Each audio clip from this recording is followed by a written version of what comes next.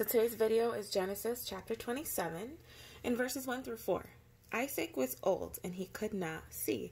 And he called for Esau to hunt food for him so that he can bless him. And if you remember, Esau was Isaac's favorite and Jacob was Rebekah's. Verses 5 through 10. Rebekah overheard and she instructed Jacob to get goats from their flock so she could prepare it the way Isaac liked, and to take Isaac to receive the blessing.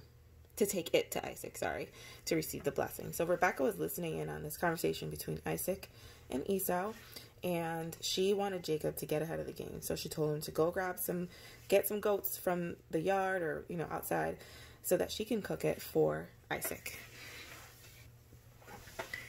Verses 11 through 13. So Jacob explained that Esau is hairy. So he said, Mom, I'm not hairy. If Isaac were to touch me, he would figure out that I was Jacob.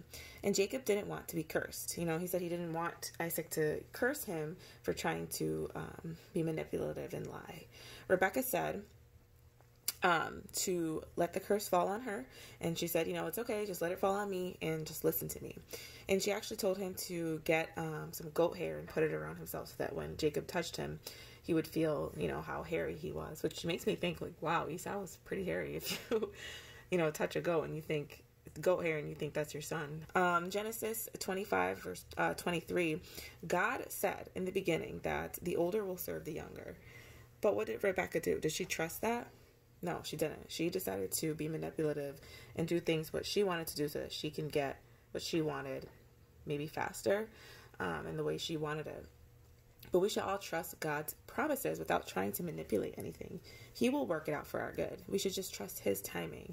We don't have to lie. We don't have to cheat our way into something. We don't have to force anything. Just kind of, let God do it.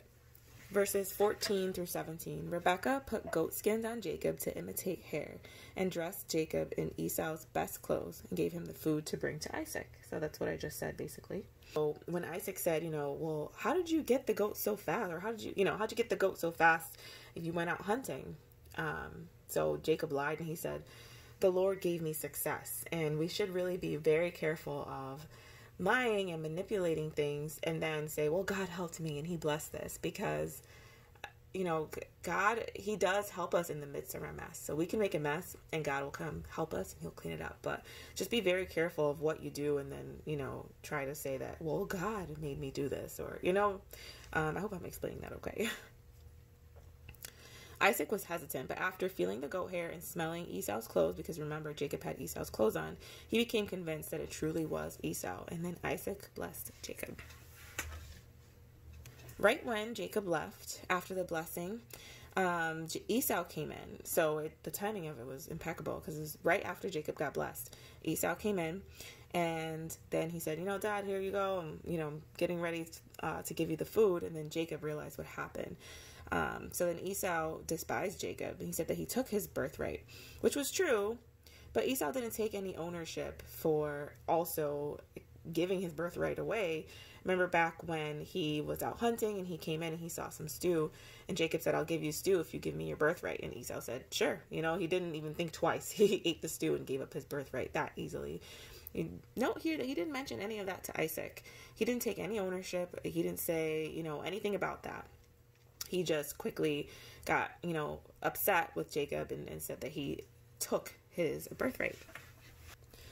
So in verses 37 through 40, you see Esau. He's just desperate, and he's asking his father, what kind of blessing can you leave for me?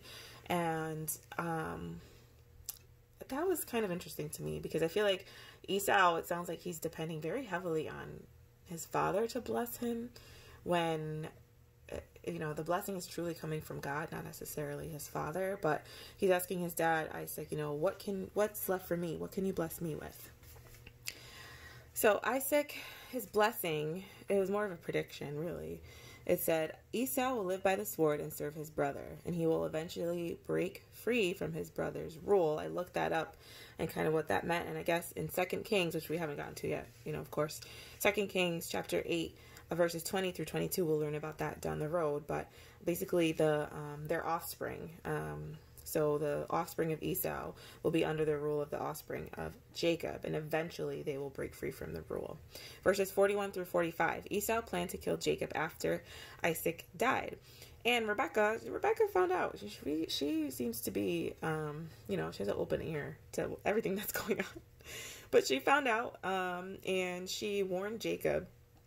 She told Jacob, go stay with her brother Laban. And if you remember Laban or Laban in Haran, when Abraham's servant went to go, find a wife for Isaac, Laban was her brother, but he acted kind of in the role of her father.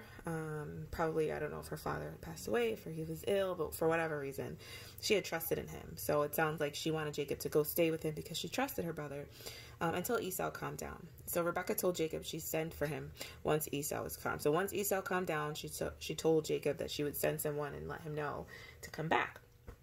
And then verse 46, Rebecca told Isaac that the reason why she sent Jacob away was for him to avoid marrying a Hittite woman, which, if you remember, it said that the word said in the last chapter, I believe, that they despised Esau's wives.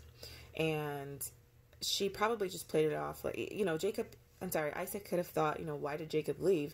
So Rebecca just probably tried to play it off as if, well, she didn't want him to marry a woman, a Hittite woman just like Esau did. And that's why she sent him away to her hometown to find a wife. And the whole chapter is just very interesting to me because it doesn't sound like a family. It sounds like they're all people who are not, a unit. Family means that you're together, that you trust each other, that you're there for each other, you love each other. And it just sounds like they don't really trust each other. Rebecca is lying to Isaac, and Jacob is lying to Isaac, and Isaac and Esau were planning, for Isaac to bless him. It's just a lot of stuff that's going on that's not 100% truthful. So this chapter was pretty interesting. Not a lot of trust going on in this family. Next week, we will read Genesis 28. Thank you so much for watching as always, and I will talk to you next time. Bye.